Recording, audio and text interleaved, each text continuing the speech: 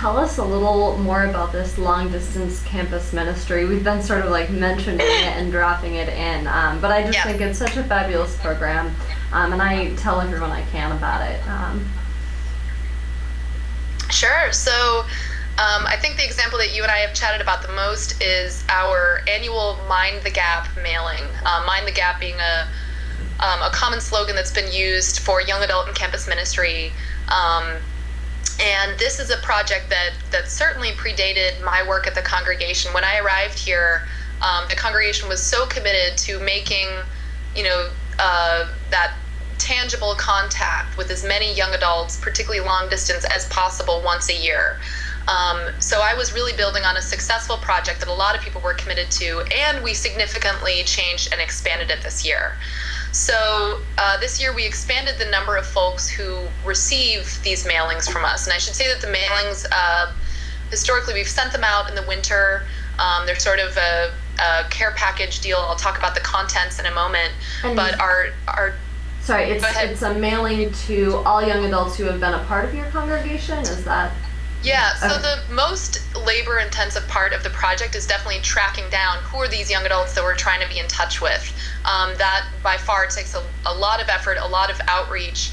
I'd say most of the folks are folks who have been on our rosters, who graduated our religious education program, or at some point were involved as children and youth. And we, either through those individuals themselves or through their parents, still have some kind of contact information for them. I'll also say that it's labor intensive because young adults tend to move more than folks in other ages. So there's a lot of tracking down of current addresses. We also just expanded to any self-identified young adults or allies or friends or family members of young adults. It might not even be somebody who grew up in the congregation. It might just be, the adult son or daughter of a parent who that parent thinks, I'd really love for my 20-something to find some spiritual community. I'd love for them to get a care package from you all. So we get the information and the outreach from different ways. So this year we expanded to, I think before it had been, we were aiming at folks that were currently in college or college age, and I tried to expand that to roughly folks who were 18 to 28, that those were definitely the folks that we all wanted to hit up and be in touch with them. We also expanded on the amount and particularly the type of content in the care packages. Some of the content that had been sent in the past, we had baked goods, people making cookies to send to folks, which I think is a wonderful personal touch. There was always some kind of, swag, like a chalice or a pillow or a coffee mug with a logo on it. And those, I think, are really important, tangible gifts that, can provide this quick and easy reminder that you're connected to a faith community and a congregation that's thinking of you. But I really want to go further and go deeper and try to provide more spiritual resources. We included prayers, a meditation manual, different resources for people building their own spiritual life on their own time. I really wanted to help build a sense of UU identity.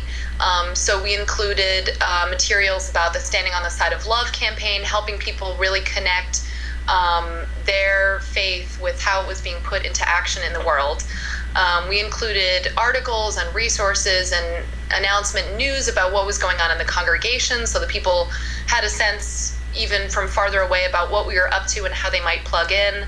And we also included, the Frisbee and the baked goods, but what really stood out to me was that I made sure that each of these care packages had at least one personal note, or particularly for those who couldn't write yet, one personal drawing or a photo from a congregant, from somebody who wasn't me but was somebody else who was helping make this project possible. And that was so beautiful because I was able to juxtapose a letter from a 70-something-year-old retiree who was thinking back to his young adulthood in a very, very different time in our country, but really connecting to that sense of, oh yeah, I really felt kind of spiritually adrift, and I don't want this person to have to feel that, and I'm going to write them this heartfelt note about my hope for them and my want to stay connected. I juxtaposed that with a note from an 8-year-old who drew a picture and wrote, we're thinking of you every day at church. You should be having a lot of fun at college. If not, we have some things for you. Fiona, age 8.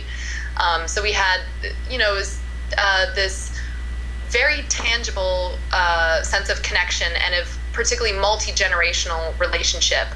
And to that, I'll say that besides the content of the care packages, I think one of the most important things about that project was the process of completing them, of putting them together and delivering them. So it was a truly multi-generational assembly process. We had people of all ages physically, packing those supplies together, picking out the items to personally include in the care package, and then writing those personal notes and drawing those pictures. We actually made it part of an entire multi-generational evening.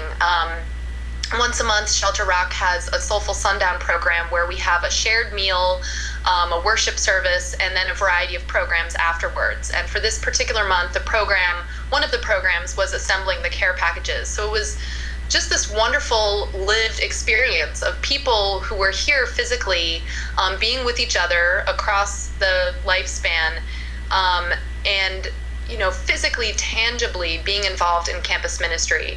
So the impacts that I saw from that project, one, of course, the impact on the young adults themselves, on the recipients of the care packages.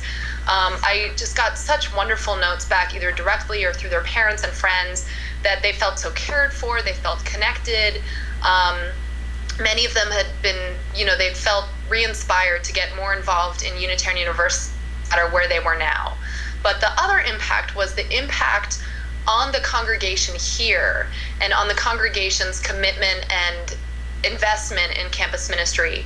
There was something about the fact that people themselves had personally been directly involved in this project, that they felt like no matter their age, no matter how many college students no matter their, leadership level or even the amount of time or money that they had to spare, there was something they could do, even if it was just writing a heartfelt note or packing together, a standing on the side of love brochure with some cookies and sending it to somebody to let them know that we cared.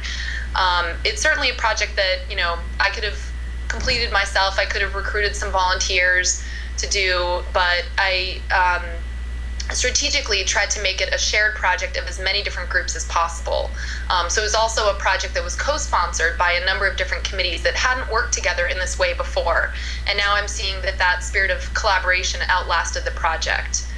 I personally would love to build on the project, make it, for example, more than one mailing a year, more personal letters, not just mail, but I think physical mail engagement is so wonderful, and we don't have enough of it anymore, but also really ramping up our internet presence. By virtue of youth and young adults being one of my major constituency, I spend a lot of time doing virtual outreach and ministry, and I'd really like to help the rest of the congregation learn how to do that and collectively commit to it. So that's a little bit about that program. Thank you so much, Betty Jean, and I know that there are congregations, both small and large, who will be able to say, oh yeah, I think we could do that in our congregation, and here's how we can use this idea. And also folks who have been doing similar work or different work and would love to share the information that they're doing. So I know that this is just part of the dialogue and perhaps a beginning stage in the dialogue about what we can all be doing in terms of long-distance campus ministry.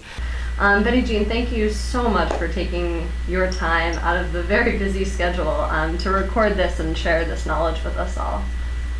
Absolutely, and thank you. I really enjoyed both sharing my own experience as a young adult and now as a religious professional, but I think the sense of community that you're building among campus ministry professionals and volunteers is so important, and I'm very appreciative. I really look forward to continuing this dialogue as well. I encourage folks to be in touch with me, and I look forward to hearing about other folks' successful young adult and campus ministries. So definitely shoot Betty Jean and I both an email, let us know what you're doing, and we'd love to continue this conversation with you. You can reach me at ya-cm@uua.org, and you can find more information about how to tune into other webinars and new resources that we're coming out with through three main means of communication. One is our Facebook page, Campus UUs. It's just facebook.com/campusUUs. And that link is also on our website, which is uua.org/campusministry. On there, you can also find links to the young adult newsletter that we always have information in, as well as a link to sign up for the Young Adult and Campus Ministry Leaders Listserv. So that's YACM Leaders Listserv. Thank you so much, and I look forward to speaking with you all more.